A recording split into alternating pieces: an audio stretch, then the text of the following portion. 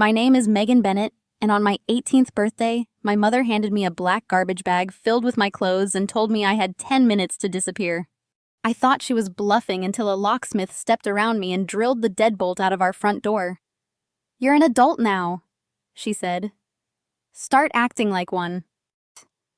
My father ripped my phone from my hand, threw it into the street, and watched a delivery truck crush it. Then he drove away in the car I had used for 2 years. The title was in my name. He shouted through the window, "I already sold it." From upstairs, my younger sister waved from what had been my bedroom, finally getting the space I deserved. She called. That morning, my parents had also emptied the college account my grandfather created for me. $43,000 vanished before breakfast. By midnight, I was sleeping upright at a St. Louis train station with my garbage bag beneath my head. I believed losing my home was the worst thing they could do. I was wrong. They had thrown me out because they believed that once I turned 18, a secret buried inside my grandfather's company would legally become theirs. For 2 weeks, they celebrated, spent money they did not own, and prepared to sell the business that had carried our family name for 51 years. Then my grandfather's attorney opened a sealed envelope and read 7 words that made my father stop breathing. Megan Bennett now holds controlling ownership. By sunrise, my family had called me 53 times, but they were not calling to apologize. They were calling because I had the power to expose everything they had stolen. Before I tell you exactly what the will revealed and why my parents ended up begging the daughter they abandoned, tell me what time it is where you are and where you're watching from. I want to see how far Megan's story travels tonight. People assumed my parents threw me out because we had a terrible argument. The truth was colder. They had planned it for weeks. Our family owned Bennett Clockworks, a restoration company that repaired courthouse clocks, historic bell towers, railway timepieces, and mechanical clocks older than the state itself. My grandfather, Walter Bennett, founded it in a rented brick workshop in 1975. He could identify a damaged gear by sound and often said that a clock did not lie. It only revealed where the pressure had been applied. I spent most of my childhood beside him labeling brass components, sketching escapement systems, and learning why one crooked tooth could stop an entire machine. My father inherited the title of chief executive when Grandpa became ill, but he never inherited Grandpa's patience. Dad liked contracts, publicity photographs, and expensive lunches with city officials. He hated grease beneath his fingernails. Mom controlled payroll and company accounts. Together, they transformed a respected workshop into a glossy brand held together by loans. Sophia was 16 and had lived with a heart condition since infancy. Her illness was real, but my parents used it as permission to erase me. Every canceled birthday, emptied savings envelope, and broken promise came with the same explanation. Sophia needs us more. At 9, I gave up dance lessons because her treatment was expensive. At 12, my science camp deposit became spending money for a recovery vacation she wanted. At 15, my parents sold a miniature clock Grandpa built for me and used the money to renovate Sophia's room. I was not angry that she received medical care. I was angry because my parents taught her that needing something and wanting something were the same thing. The week before my birthday, I overheard my parents arguing in the company archive room. Dad said, "Once she turns 18, the trust language becomes active." Mom replied, "Only if Walter's attorney contacts her." Then Sophia laughed and said, "She won't even have a phone." I remained behind a cabinet, barely breathing. I did not understand the entire conversation, but I recorded 38 seconds on my phone before Dad entered the hallway. That recording was later crushed beneath the truck along with the phone. Or so they believed. My files automatically uploaded to a school cloud account Grandpa had helped me create. On my birthday morning, Mom presented the garbage bag before I had eaten. She claimed I had become disrespectful, secretive, and ungrateful. Dad accused me of stealing company files. Sophia stood behind them wearing my grandfather's old brass watch, the one he had promised would become mine at 18. "Maybe independence will fix your attitude," she said. "What did I steal?" I asked. Dad stepped closer. "You know exactly what you did." That was when I understood. They were not punishing me for something I had done. They were removing me before I could discover something they had done.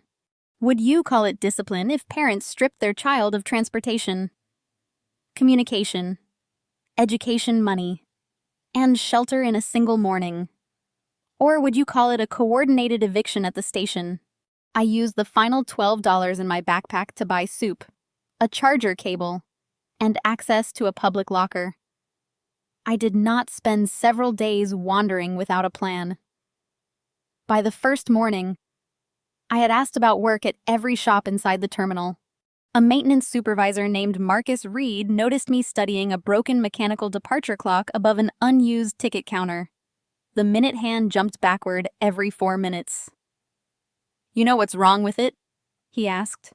"The recoil spring is slipping or someone installed the wrong pallet," I replied. He brought me a small toolkit.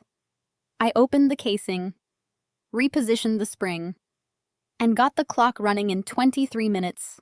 Marcus could not legally hire me as a permanent technician, but he paid me $40 from the maintenance budget and arranged for me to clean offices during the late shift. He also showed me a staff break room where security would not force me outside overnight. On the third day, I logged into my school cloud account. The recording was there.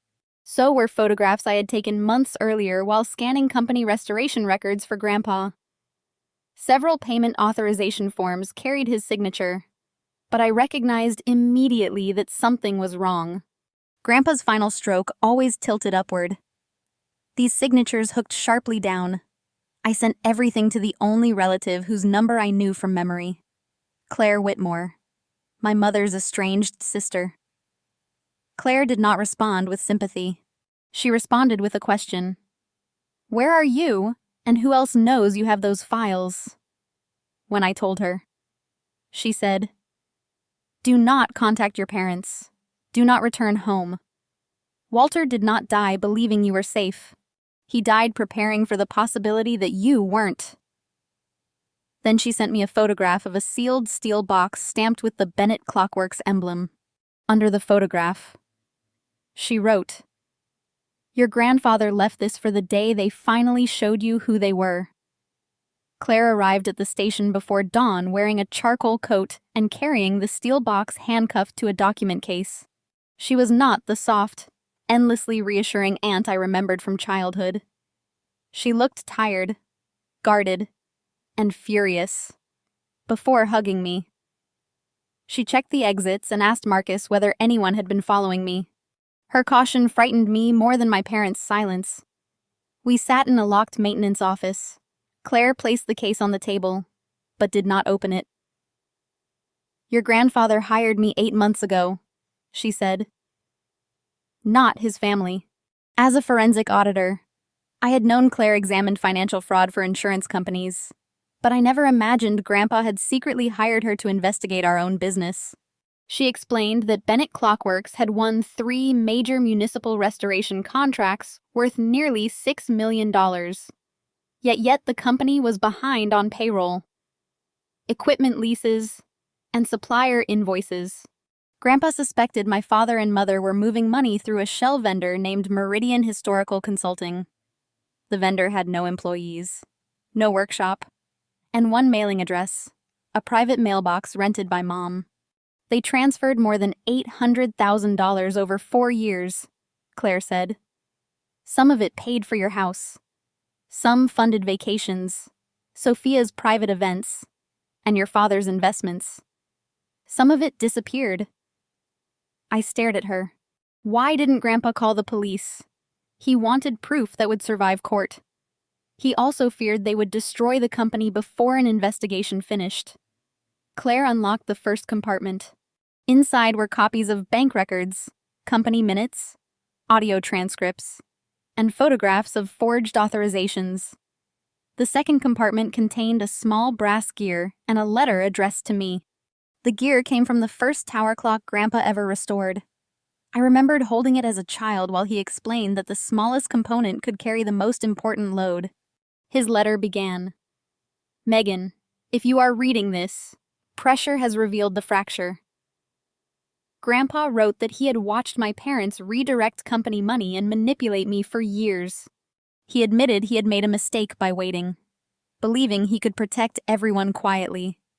When his illness worsened, he reorganized the company. My father still appeared to hold operational authority, but a private trust controlled 62% of voting shares. Those shares would transfer to me on the later of two dates, my 18th birthday or 14 days after Grandpa's death. Both conditions had now been met. The formal will reading was scheduled for the following Monday. "Why didn't anyone tell me?" I asked. "Your parents intercepted 2 certified letters," Claire replied. "They told the attorney you had moved abroad and cut contact. When I challenged them, your mother threatened to accuse me of stealing client information." Claire had a secret, too. Months earlier, she had confronted my mother privately and offered her a chance to return the money before Grandpa died. Mom refused, then convinced the rest of the family that Claire was unstable and obsessed with destroying their reputation. Claire stayed away because Grandpa instructed her to finish the audit, not start a public war without evidence. For the first time, I saw that she was not a perfect rescuer. She had hesitated. She had obeyed a strategy while I remained inside a house where my future was being dismantled. "You knew something was happening," I said. "Why didn't you come for me earlier?" Her face tightened. "Because I thought the trust would protect you until the reading. I underestimated your mother. That is a failure I will have to live with." Her honesty mattered more than an excuse would have. We opened the remaining files. My college account had not merely been withdrawn. Mom had moved the money into Meridian, labeled it a short-term family loan, and used part of it to cover a payment on the house. Dad sold my car to a dealership owned by one of his friends, then immediately leased a new luxury SUV through the company. The watch Sophia wore belonged to a museum collection contracted to Bennett Clockworks for restoration. She had posted photographs of it online, creating evidence of mishandled insured property. My family had not just been cruel, they had been careless. Claire advised me not to return home. Instead, we met the estate attorney, Evelyn Grant, in a private office above a closed bank branch. Evelyn confirmed that I would receive control of the company, the original workshop, Grandpa's patent portfolio, and a restricted education fund. But the will included a provision I had never expected. If anyone attempted to conceal my inheritance, forge Grandpa's authorization, or remove me from the family home to prevent notification, their individual bequests would be revoked and transferred to a worker pension trust. "What were my parents supposed to receive?" I asked. "Your father was due 15% of the company and lifetime use of the house," Evelyn said. "Your mother was due a separate investment account. Sophia had an education and medical trust." And now, Evelyn folded her hands. "That depends on what they did and what we can prove." I could have confronted them immediately. Instead, we created a plan. I would attend the reading as though I knew only that Grandpa had left a letter. Claire would secure the financial evidence. Evelyn would request an emergency order freezing company transfers.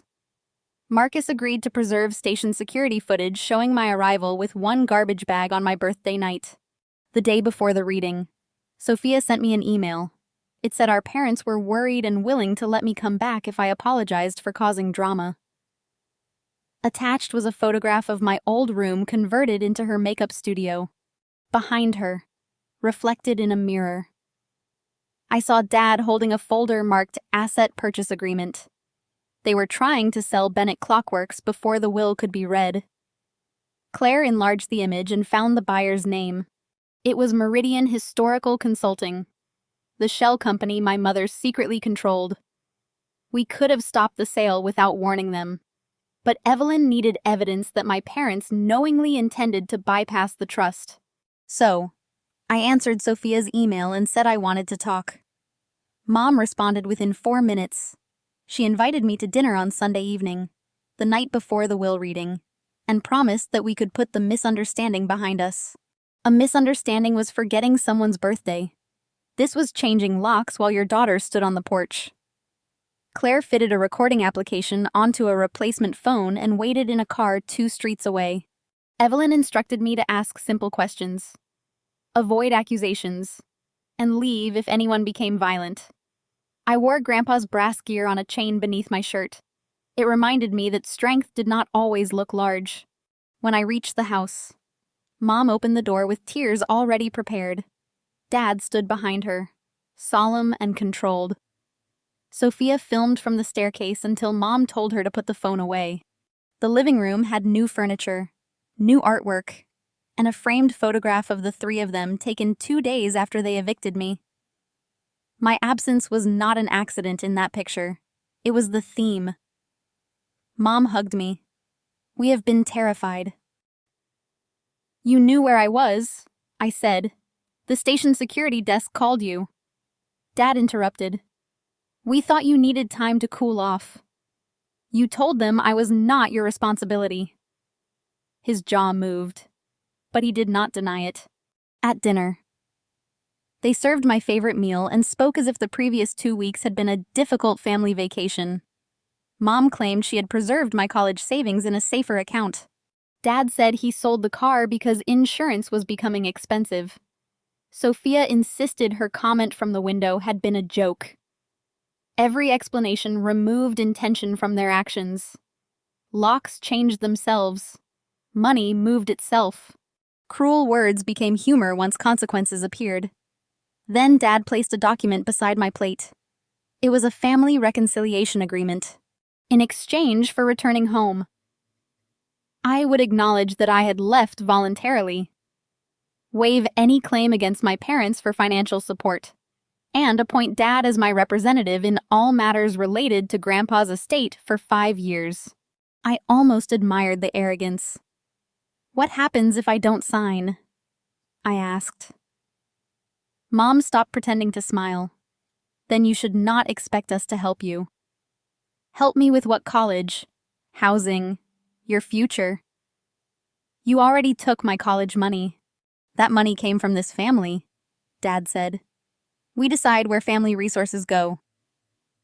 I looked towards Sophia. Did you know they emptied the account? She shrugged. Dad said it was needed for the company. Besides, you always get scholarships. That sentence revealed the logic of my childhood. Because I worked harder, I deserved less. Because Sophia struggled, she was entitled to everything. How many capable children are punished simply because they survive neglect quietly? How many parents call one child independent, when what they really mean is convenient to abandon? I pointed to the reconciliation agreement. Why do you need control of my inheritance? Dad leaned back. You are 18. You know nothing about business. I know Meridian Historical Consulting has no employees. Mom's fork struck her plate. I know Meridian is registered to a mailbox you rent. I continued. I also know Dad is trying to sell Bennett Clockworks to it. Sophia looked between them. What is she talking about? Dad stood so quickly his chair overturned. You broke into private company records. No. Grandpa asked me to scan restoration archives. Your forged signatures were inside them. Mom's expression changed first. The tears vanished, and something much colder replaced them. Your grandfather was confused at the end. Was he confused when you transferred $800,000? Dad crossed the room and held out his hand. Give me your phone. The same command. The same expectation that I would surrender proof because he spoke loudly. I stepped backward. Touch me, and the recording goes directly to the attorney. He froze. Sophia began crying. Not from remorse, but fear. Are we going to lose the house Mom turned on her? This is why Megan came back. She has always resented what you needed. There it was, the oldest weapon in the room. She tried to make Sophia's illness responsible for her fraud, and my anger responsible for exposing it. I never blamed Sophia for being sick. I said, I blame both of you for using her illness as a shield every time you stole from me. Sophia shouted that I was jealous. She said I had always acted superior because I earned better grades and spent time at the workshop. Dad accused me of manipulating Grandpa. Mom said I would destroy dozens of jobs because I wanted revenge. Did you think about those jobs when you drained the company, I asked? No one answered. I left the agreement unsigned. As I reached the sidewalk, Dad followed and lowered his voice. He offered me $100,000 to miss the will reading. When I refused, he doubled it. Then he made his real threat. Your grandfather built that company for me, he said. Whatever papers you found. The employees answer to me. The clients trust me. You walk into that meeting and challenge my authority. You will leave with nothing but a dead man's fantasy. I looked at the house he had paid for with stolen money. Then you should have no reason to be afraid. At 11:42 that night, the court approved an emergency freeze preventing any sale, transfer, or destruction of company assets. At Snort's 11:49, Dad tried to submit the Meridian purchase agreement electronically. The system rejected it. At midnight, he called me 12 times. I turned the phone face down and slept in Clara's guest room. For the first time since my birthday. I did not dream about the station. The will reading took place in Bennett Clockwork's original restoration hall, not a law office. Grandpa had specified the location. The building stood near the Mississippi River in a former streetcar depot. Its walls lined with tower clock faces, brass pendulums, hand-cut gears, and photographs of workers who had preserved public landmarks across the country.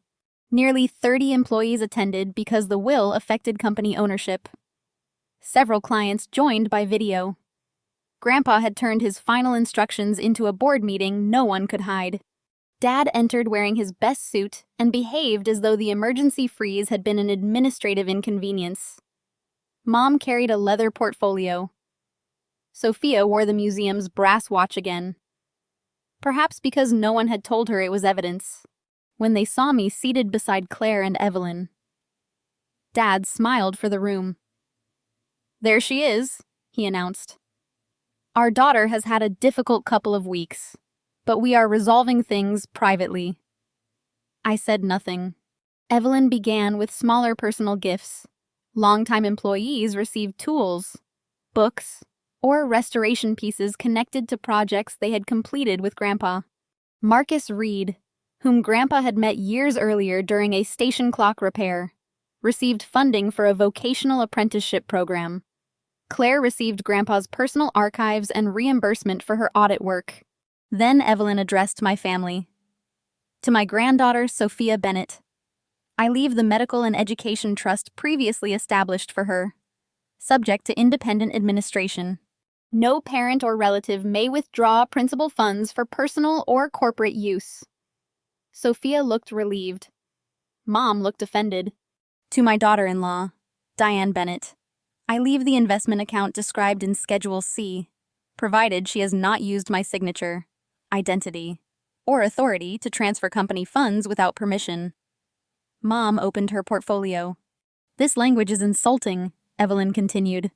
To my son, Richard Bennett, I leave 15% of non-voting company shares and lifetime residential use of the property on Marlowe Avenue, provided he has upheld his fiduciary responsibilities and has not attempted to conceal this will, sell company assets to a related entity, or remove Megan Bennett from her home for the purpose of obstructing notice.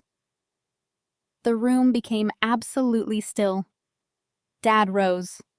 My father was medicated when this was drafted. Evelyn placed a physician's competency statement on the table. Walter signed the will in the presence of 2 witnesses and an independent medical examiner.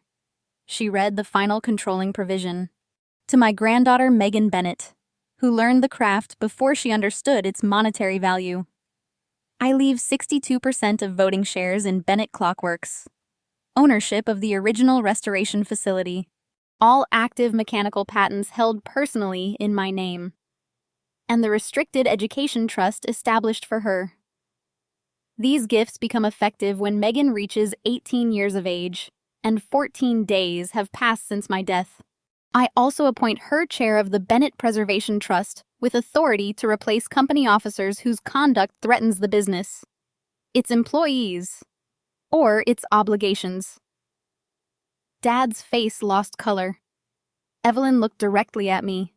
As of 9 o'clock this morning, Megan Bennett holds controlling ownership. Mom whispered, "No."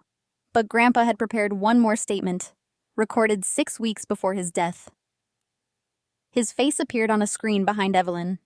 He looked thinner than I remembered, yet his voice remained steady. "Richard, if you are watching this while still leading the company honorably, then my safeguards will seem unnecessary. If you are angry, ask yourself which condition you violated. Diane, numbers do not become innocent because they are hidden behind family needs.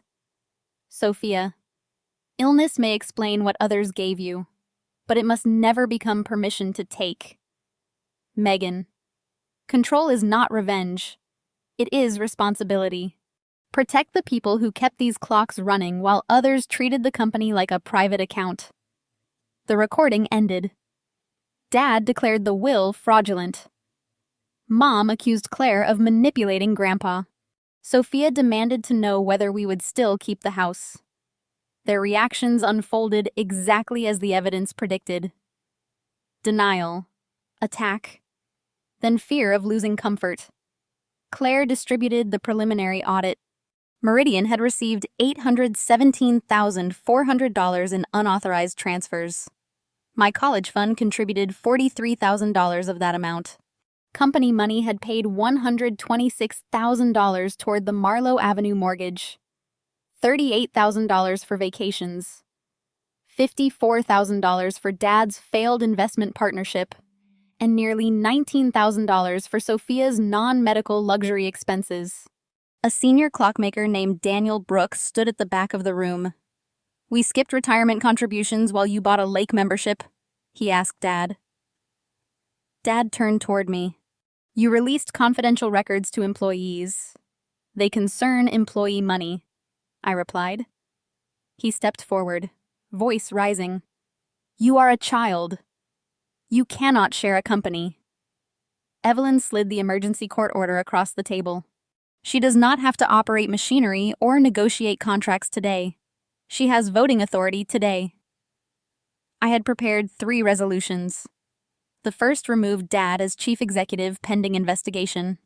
The second suspended Mom's access to all accounts.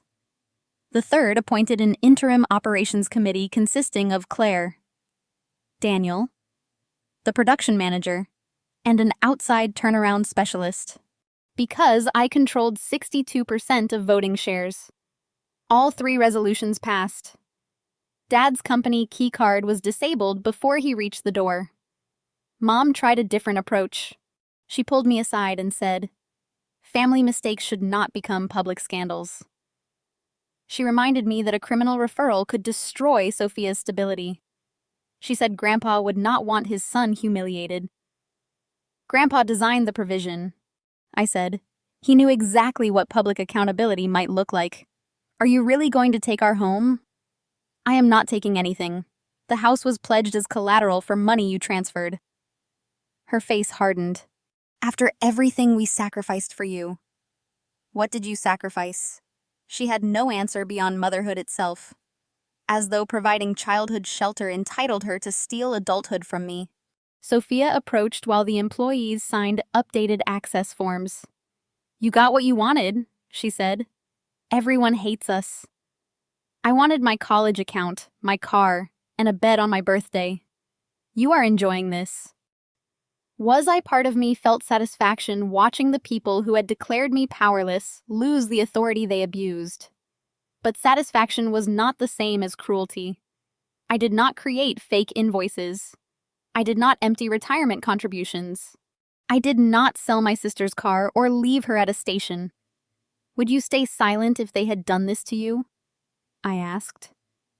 She looked toward our parents. They never would. That is the point. Then a museum insurance representative noticed the watch on her wrist. The watch had been loaned to Bennett Clockworks as part of a 19th century railway exhibit and insured for $180,000. Sophia claimed Dad gave it to her. Dad said she took it without permission.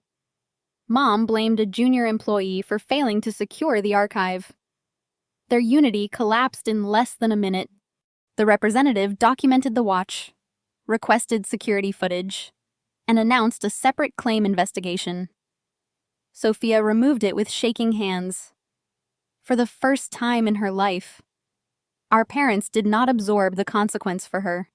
They pushed it toward her. By the end of the meeting, Dad had lost his title, office, corporate accounts, and voting influence. Mom had lost access to every financial system. The conditions attached to their inheritance were referred to probate court for formal determination. The house entered review because the mortgage had been paid with diverted company money. Employees learned the truth. Clients received notice of independent oversight. My phone began vibrating before I left the hall. Mom, Dad, Sophia. Mom again. 53 calls arrived before sunrise the next morning. They were not calling because they finally understood my pain. They were calling because the bank had frozen their personal accounts. The board had demanded their company vehicles. And investigators wanted interviews. The daughter they called ungrateful was now the only shareholder who could recommend leniency. 3 days after the reading, my parents asked to meet at a quiet restaurant. Their attorney described it as a private attempt at reconciliation. Claire advised me to refuse, but I wanted to know whether losing power had changed them or merely changed their tactics. I agreed on the condition that Evelyn attend. Mom arrived without jewelry. Dad looked as though he had not slept. Sophia wore a plain sweatshirt instead of the designer outfits she posted online. For several minutes, they performed regret beautifully. Dad admitted that pressure had affected his judgment. Mom said she had moved my college money only to save the business. Sophia apologized for waving from the bedroom window. Then Dad presented his proposal. I would retain public ownership of Bennett Clockworks while restoring him as a paid executive consultant. Mom would repay the college fund over 10 years without admitting fraud. They would sell one vacation property, but keep the family house. In exchange, I would ask prosecutors and insurers not to pursue charges and issue a statement saying the company transfers were misunderstood internal loans.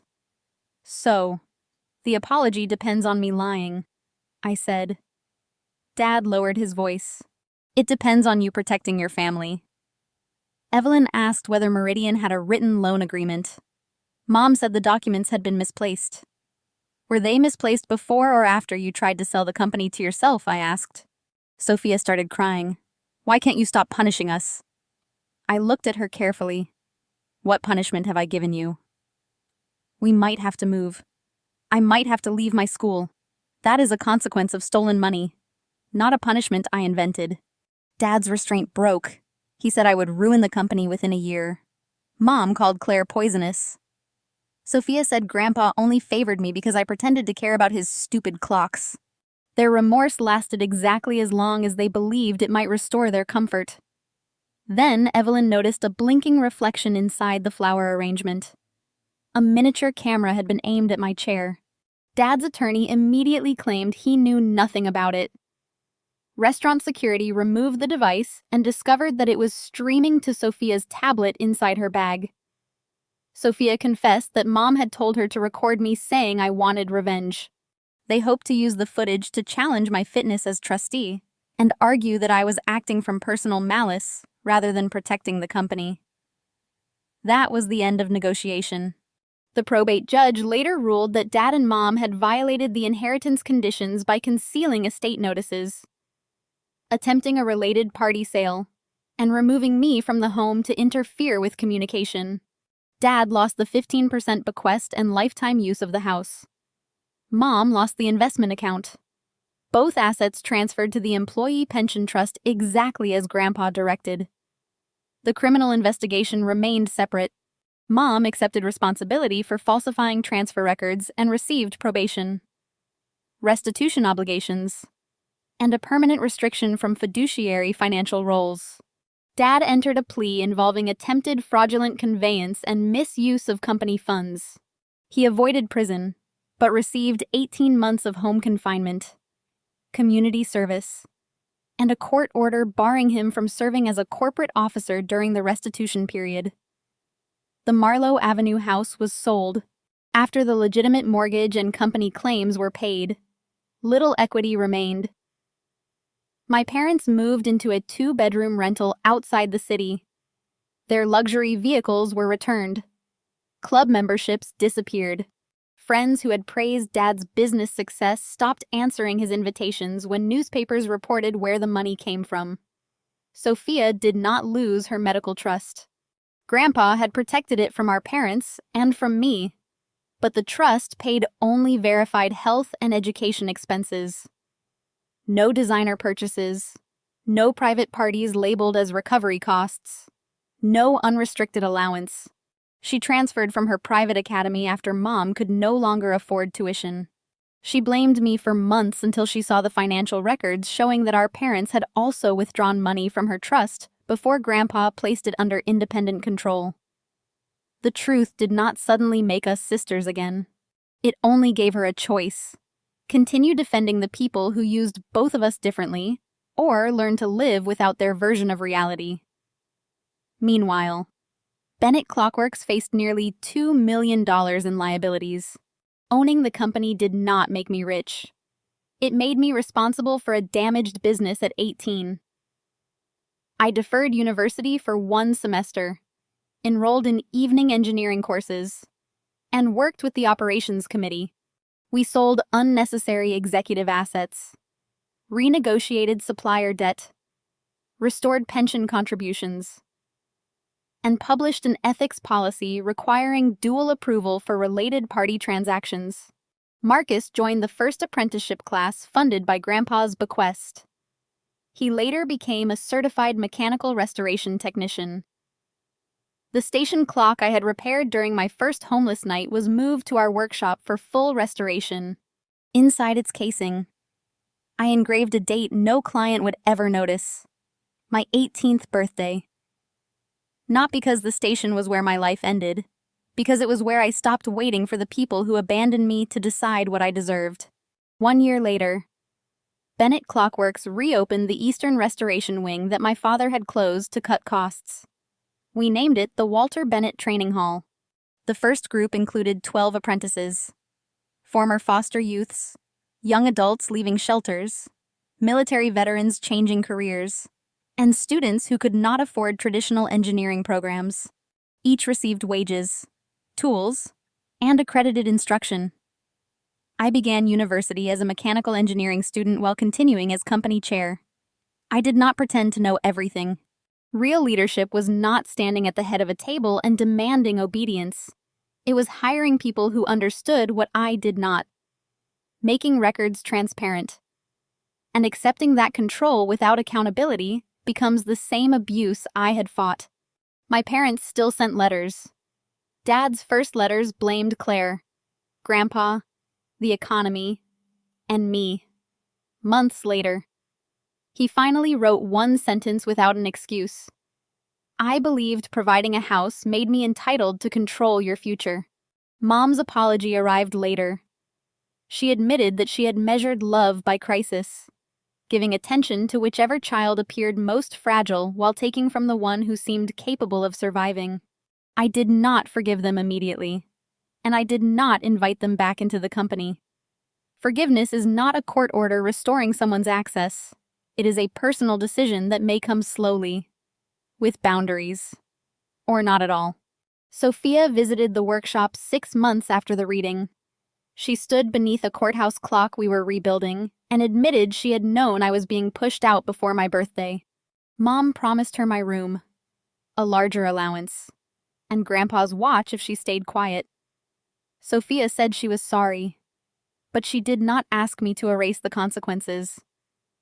That was the first apology from my family that sounded real. We began meeting once a month in public. We were not close, but we were honest.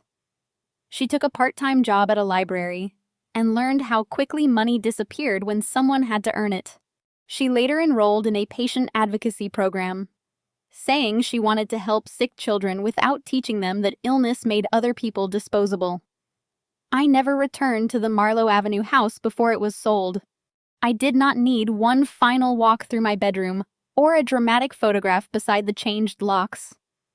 Closure was not hidden in that building.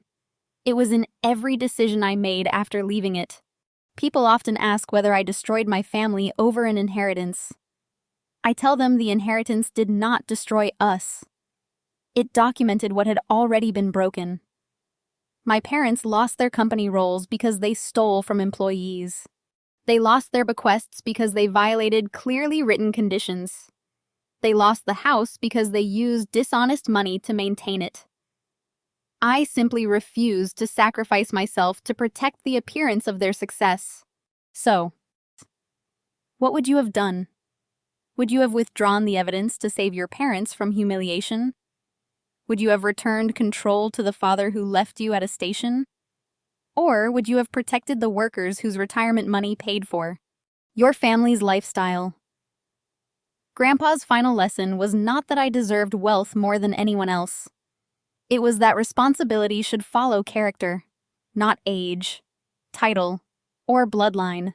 Education gave me the knowledge to recognize forged, technical records. Financial literacy helped Claire trace the money. Legal safeguards protected employees when family loyalty failed. Those were not just plot twists. They were tools that turned evidence into accountability. Blood can connect people, but it cannot excuse exploitation. A real family does not demand that one child disappears so another can feel important. Love does not empty your future and call it sacrifice. And forgiveness without changed behavior is not healing. It is permission. On my 18th birthday, I owned a garbage bag, $12, and a place on a metal bench. 2 weeks later, I controlled a company, but the most valuable thing I gained was neither the workshop nor the shares. I learned that no one else gets to define my worth simply because they raised me, employed me, or share my last name. Sometimes the people who call you selfish are only angry because you finally stopped being useful to them. And sometimes the smallest gear, the one everyone overlooks, is the piece that determines whether the entire machine keeps moving. We truly appreciate what you list stories us today. All characters, events, and situations is a video of fictional myth only for storytelling, entertainment, and educational purposes. We hope the message remains with you that people may try to rewrite the truth. But your healing does not depend on whether they admit what they did. Sometimes the more powerful freedom comes from knowing what happened, accepting the lesson, and no longer waiting for them to be honest.